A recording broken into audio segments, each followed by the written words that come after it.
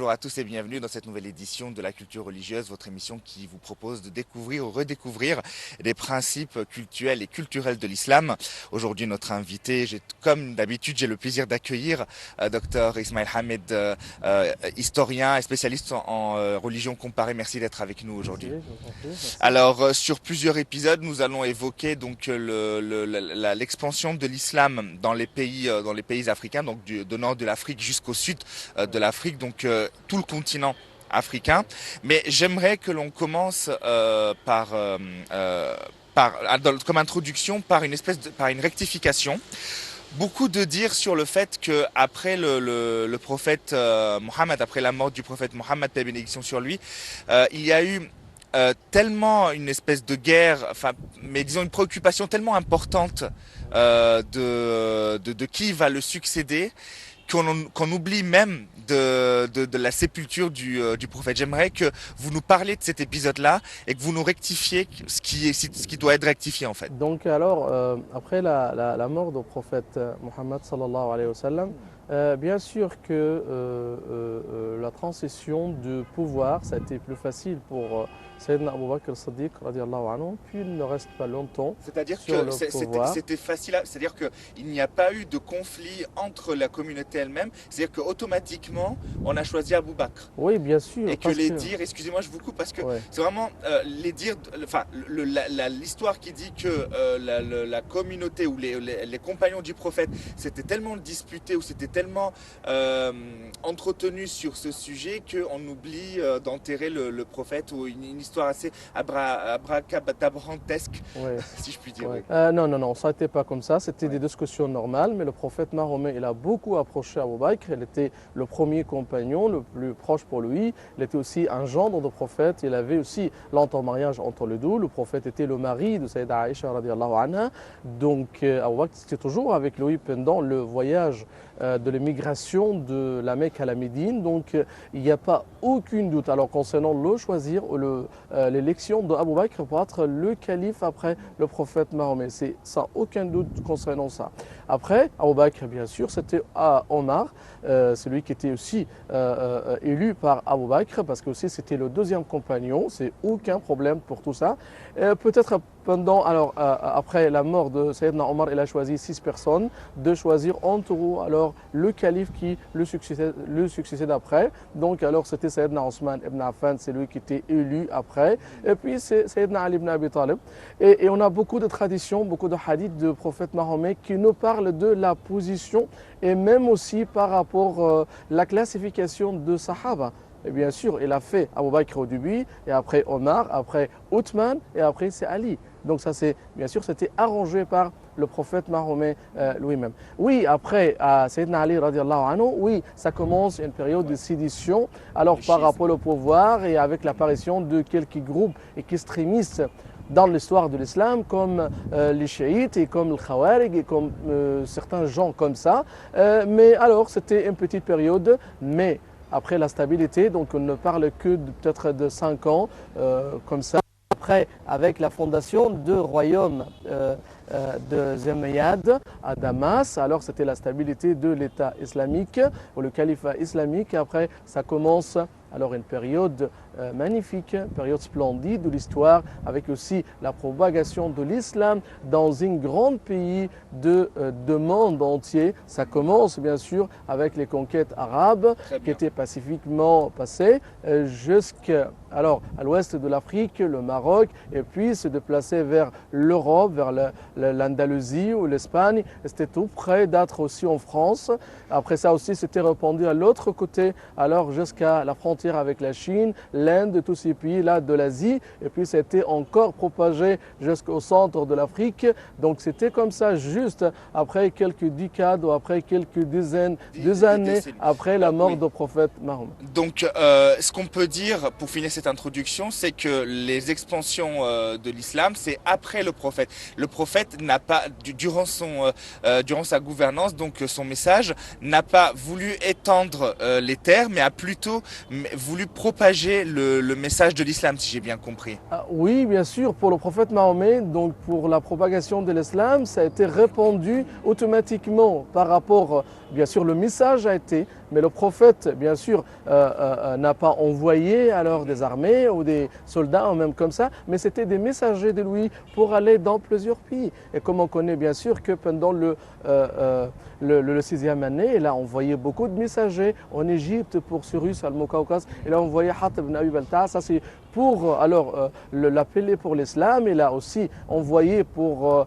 Kisra dans le pays de Perse, aussi à Hercule. Il a envoyé aussi pour Al-Ghassasani. C'est beaucoup là-bas, Ouais. pour le roi de la Bessénie, Nagashi, Onégus. Donc il a envoyé comme ça par les messagers. Et on va en parler, mais alors, qu'à partir de quel calife on commence à penser à s'étendre un peu, à étendre les territoires musulmans? Bien sûr, ça commence après la mort de Donc Mohammed. avec Abu Bakr Directement. Siddiq. Oui, c'est avec, D'accord. c'était par l'armée de Oussama, mais c'était juste pour se défendre, parce que aussi cette armée-là, c'était avant préparée par le prophète Mahomet. Ça, c'était pour les Romains, ceux qui ont tué les messagers du prophète Mahomet. Puis Très quand bien. Abu Bakr il est monté sur le trône, donc le pouvoir, donc alors, il a envoyé Oussama, mais c'était pas pour le mouvement de conquête, mais alors c'était presque au bout de son règne.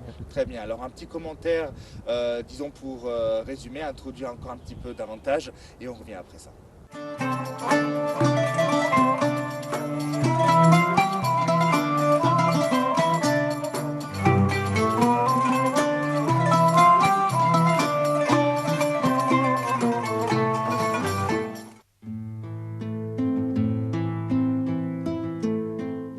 L'islam est entré pour la première fois en Afrique grâce aux compagnons qui ont émigré en Abyssine pour échapper à la répression des gens de la Mecque. À leur tête se trouvait Ja'far ibn Abi Talib, qu'Allah soit satisfait de lui.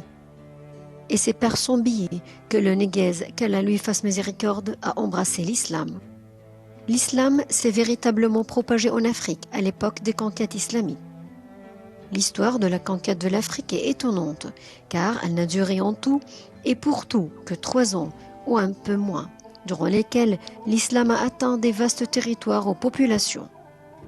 Ces territoires vont des frontières de la Libye jusqu'aux rives de l'océan Atlantique. Tout ceci, malgré les voies de communication difficiles, le nombre limité de combattants musulmans face à des ennemis en surnombre et le fait que les conquérants musulmans aient ignoré les coutumes et langues des régions conquises.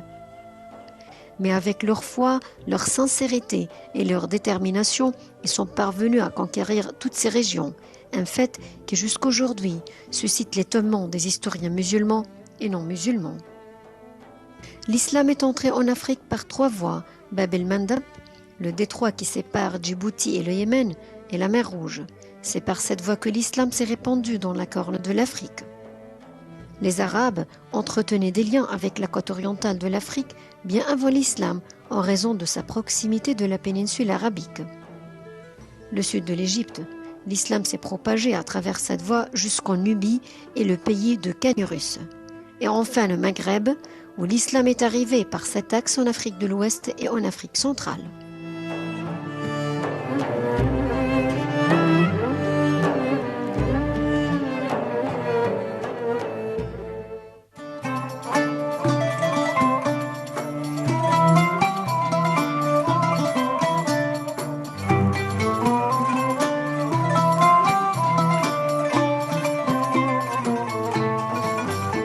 De retour pour cette nouvelle édition de la culture religieuse. Alors sur plusieurs épisodes, nous allons ensemble évoquer l'expansion de l'empire musulman, comment a été justement les termes musulmans ont été appropriés, violence, paix, c'est ce qu'on va voir ensemble, et quel est l'apport du monde de l'islam finalement au pays et aux terres qu'il a conquises. Alors on avait dit, docteur Ismaël, que c'est à partir de Abu Bakr as-Siddiq, le deuxième, donc le successeur du prophète, paix et bénédiction sur lui, que l'on va partir un petit peu, s'étendre, étendre le message donc dans le monde entier. Et quelle est la première destination? Bien sûr, si on parle concernant de ça, ça commence un petit peu parce que au bout de la période d'Abu Bakr, il y avait un grand danger pour l'État musulman. Alors, c'est ce qui arrive de Perse. Perse, c'était à l'époque, c'était des magiens, ou des mages.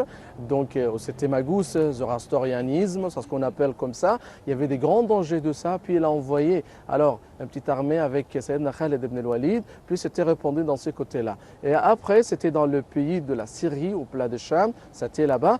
Mais pour l'Afrique, ça commence alors pendant la période de Sayyidina Omar ibn al-Khattab, quand il a envoyé Amr ibn al-As, radiallahu anhu, avec une 4000... Omar, c'est le troisième calife, hein, c'est ouais, après Abu Bakr. C'est le deuxième calife, c'est après oui, deuxième, ouais, le deuxième calife après Sayyidina Abu Bakr. Et là, on voyait Sayyidina Amr ibn al-As avec 4000 personnes. Ça a été juste pour les Romains, ce n'était pas pour les Égyptiens, parce qu'il n'y a pas aucun conflit avec les Égyptiens ou les habitants de l'Égypte à l'époque, mais c'était juste contre les Romains, ceux qui ont opposé l'islam comme une religion.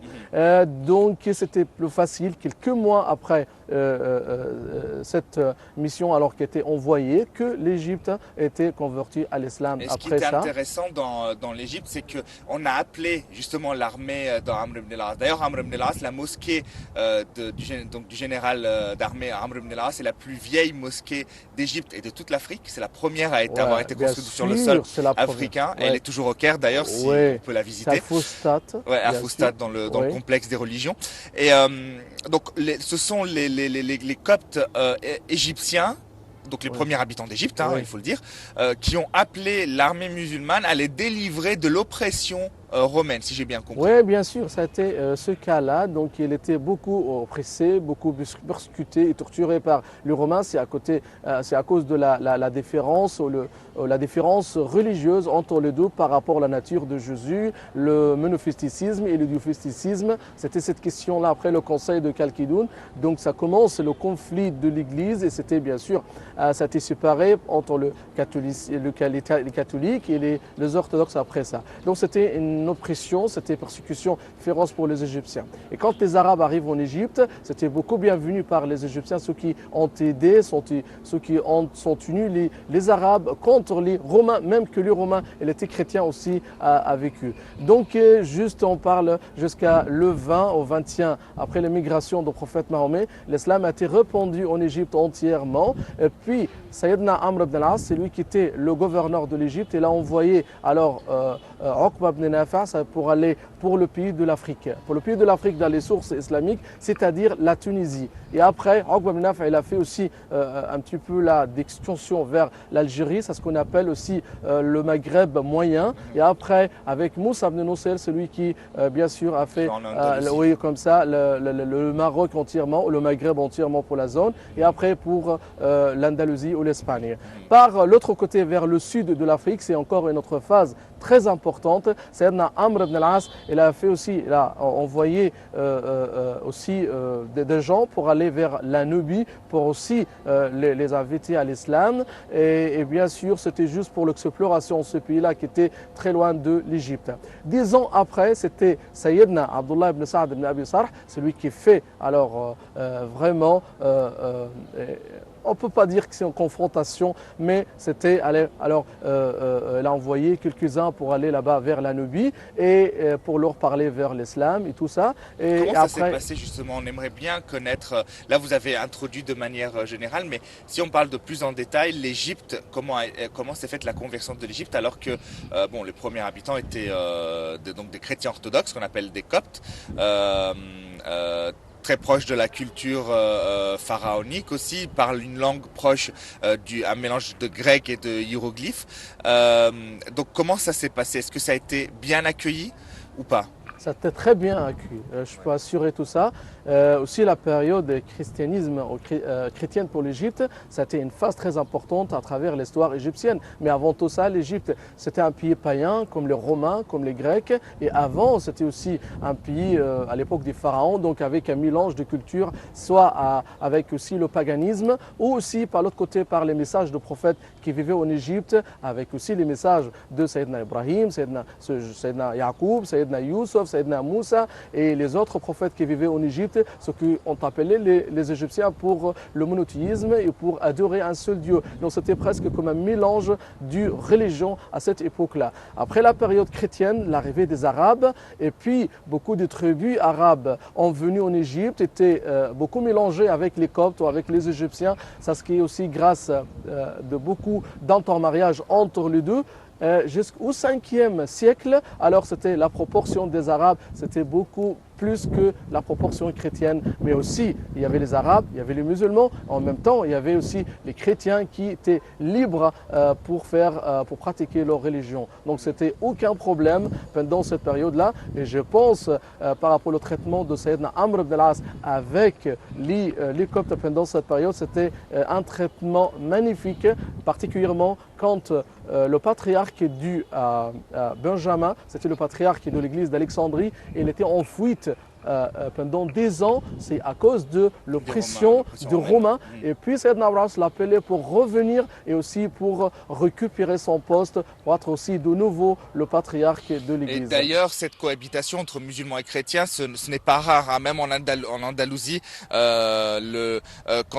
l'armée de Tariq ibn Ziyad se sont installées, puis même du calife Abdelrahman se sont installés, il y a eu très vite une entente entre juifs, chrétiens et musulmans, les trois religions cohabitaient. Cette cohabitation, comment elle a eu lieu en Égypte?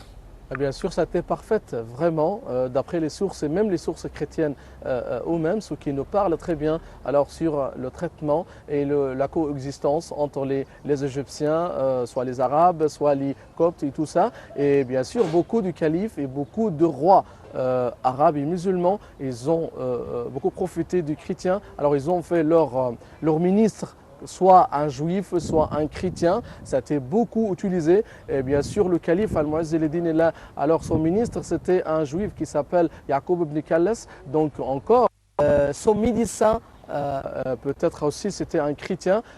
Aussi Al-Aziz Billah, le fils de Al-Mu'izz, aussi son physicien ou son médecin, alors c'était aussi un chrétien. Salah ad-Din al-Ayyubi, alors son physicien ou son docteur ou son médecin, c'était aussi Moussa ibn Maïmoun, c'était un juif. Donc on a beaucoup de modèles, beaucoup d'exemples comme ça qui nous parlent très bien de la position du chrétien et du juif à travers l'histoire islamique. Est-ce qu'il y a des territoires en Égypte qui étaient plus compliqués que d'autres? On dit que la Nubie, la Haute-Égypte était peut-être plus réticente, je dirais, peut-être pas moins accueillante, mais disons qui était sur ses gardes plutôt envers ses troupes musulmanes. Est-ce que ça c'est vrai? Non, ça c'est pas vrai. Mais on parle aussi par rapport des gens qui préféraient de rester là-bas, des Égyptiens ou des Coptes et qui préfèrent d'être installés là-bas. Aussi pour les tribus arabes préfèrent d'être là-bas à Delta et aussi à l'est, à l'ouest, un petit peu vers la moyenne Égypte, mais pas un petit peu au tout du sud, mais aussi au cours des siècles. Alors il y a beaucoup d'immigration aussi arabe par des tribus arabes comme la tribu de Juhayna, la tribu de Bani Hilal, la tribu de Bani Rabi'a, ceux qui ont été en Nubie après vers le bassin moyen de Nil. Donc c'était comme ça d'après l'environnement, d'après la nature et bien sûr d'après le choix de tribus arabes et même aussi pour les Coptes qui préfèrent d'être installés dans cette zone. Et alors est-ce que des personnes ont été intéressées par la religion de l'islam ou ils sont plutôt restés dans leur religion? C'est-à-dire, est-ce qu'il y a des gens qui se sont convertis ou plutôt ils sont restés pratiquants, donc soit juifs, soit chrétiens, soit polythéistes s'il y en avait à l'époque? L'islamisation de l'Égypte, alors, ça a été passé tranquillement. C'est grâce à l'intermariage avec les tribus arabes. Et bien sûr, il y avait beaucoup d'Arabes qui ont marié alors, des chrétiennes et aussi des chrétiens qui ont marié aussi des Arabes. Ça passe comme ça et par l'intermariage, tranquillement. Et aussi jusqu'au 5e siècle, quand on commence de parler que la majorité alors c'était musulman, mais aussi avec la grande liberté pour les chrétiens de pratiquer leur religion. Alors une question que je vais vous poser qui en fait finalement qui va être générale, hein, qui va convenir à tous les pays qui ont vu venir l'armée musulmane. Alors l'islam reconnaît évidemment, c'est une des bases de la croyance musulmane et que juifs et chrétiens, c'est ce qu'on appelle les gens du livre, Ahl Kitab, et on doit les respecter. c'est une base, ça c'est une base obligatoire. On n'a en aucun droit de les persécuter. Mais donc ces gens avaient, enfin, Ahl Kitab avaient le droit de pratiquer leur religion, mais devaient payer ce qu'on appelle un impôt. Et donc Ouais. cet impôt-là, c'était pourquoi exactement? L'impôt là, c'était au début. Ouais, le jizya, je Oui, crois, ça. c'était au début. C'était juste pour la protection. Parce que les musulmans, ils faisaient la protection pour les habitants de ces villes-là, donc ils payaient des impôts. Et même les musulmans aussi, elle paye les zakats, elle paye d'autres choses aussi qui étaient parallèles de ça. Et juste que les chrétiens de l'Égypte ou les Coptes commencent d'intervenir et de rejoindre l'armée égyptienne, elles ne payent plus le tribut et c'était comme ça. Donc c'était juste C'est une pour période la transitoire, protection. en fait. Bien, Ouais, oui, d'accord. c'était juste une période transitoire pour la protection. Après, quand elles commencent de rejoindre l'armée égyptienne et de faire la protection eux-mêmes avec les musulmans, on ne paye plus les impôts. D'accord, non plus de lieu d'être. Donc de l'Égypte s'installe, disons, l'Égypte a toujours été un point stratégique. Hein. Comment le califat de Bagdad avait considéré ce nouveau territoire qu'il avait, qui est l'Égypte, qui est au croisement entre l'Asie et l'Afrique.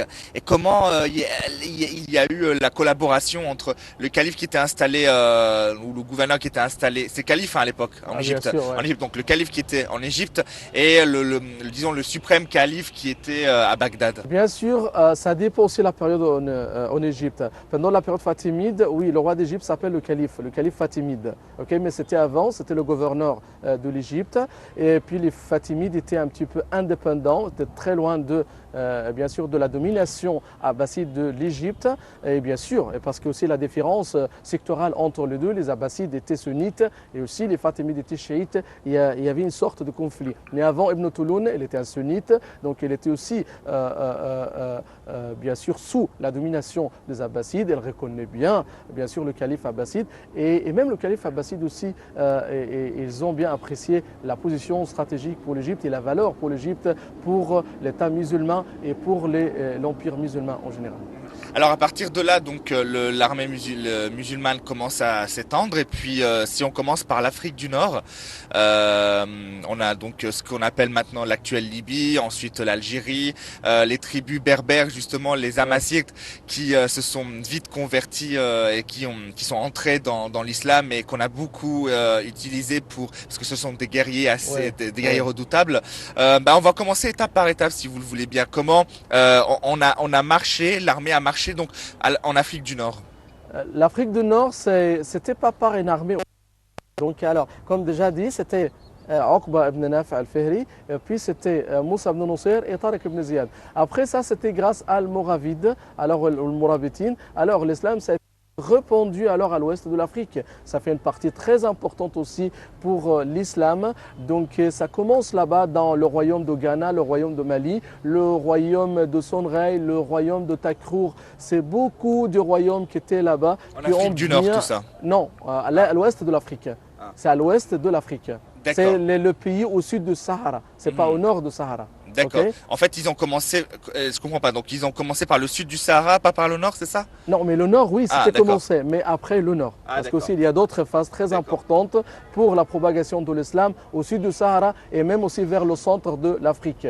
Et tout ça, c'était grâce aux commerçants arabes et aussi c'était grâce aux prêcheurs. Donc, Doua wa Tougar, ceux qui ont joué un grand rôle pour la propagation pacifique de l'islam là-bas. Aucune armée qui a été envoyée dans ce pays-là et les gens, ils ont bien accueilli l'islam et par rapport, quand ils les ont bien reconnu, les principes de l'islam, la tolérance, l'entité et tous les moraux de l'islam que nous appellent et aussi avec le traitement des prêcheurs arabes, le traitement avec les commerçants arabes, ceux qui ont donné une très bonne pratique de l'islam. Et toujours quand on parle par rapport la religion et la pratique de la religion, le commerçant arabe, ils ont fait vraiment alors une pratique magnifique de l'islam. Ils ont fait l'islam ou les principes de l'islam sur terre, en pratique. Et pour ça, il y avait beaucoup de royaumes païens de l'Afrique comme les rois de Ghana. Ils étaient alors païens et même malgré tout ça, ils ont fait beaucoup de commerçants arabes, d'être de consultants et d'être de ministres dans leur palais. Nous allons donc en parler davantage, mais avant de conclure, je vous propose de visiter. Alors,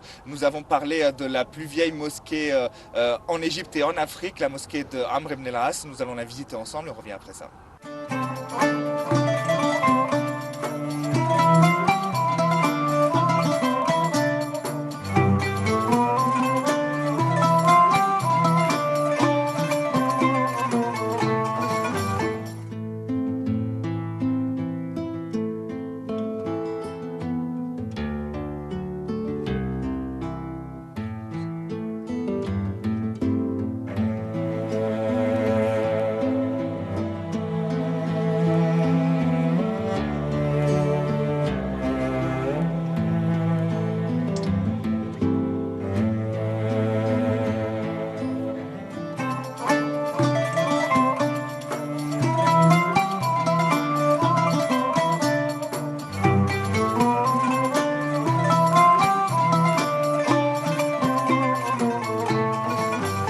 De retour pour conclure cette édition de la culture religieuse, nous sommes avec notre invité Dr Ismail Hamed. Sur plusieurs épisodes, nous allons parler de l'expansion des armées musulmanes en Afrique du Nord, donc en Afrique.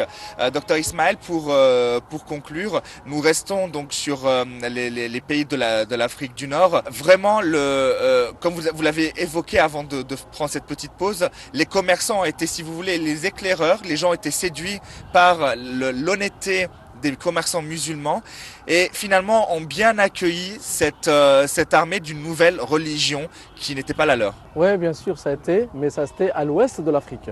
Les prêcheurs et les commerçants, c'était principalement à l'ouest de l'Afrique. Là-bas, il n'y a pas aucun lien avec des armées, c'était juste les prêcheurs et les commerçants, ceux qui jouaient leur rôle principal pour la propagation de l'islam dans ce pays-là. Et même l'armée qui a été envoyée alors, au nord de l'Afrique pour quelques parties là-bas, c'était juste pour les Romains, ceux qui ont occupé le nord de l'Afrique. Ce n'était pas pour les natifs ou les gens qui habitent là-bas. Okay? Donc c'était juste pour les Romains et les autres pays qui n'étaient pas occupés au sud du Sahara ou de l'ouest de l'Afrique, alors c'était juste par les prêcheurs et les commerçants. Alors pour conclure, un mot, une question peut-être qui revient, elle est redondante cette question, et je pense qu'elle va s'éterniser.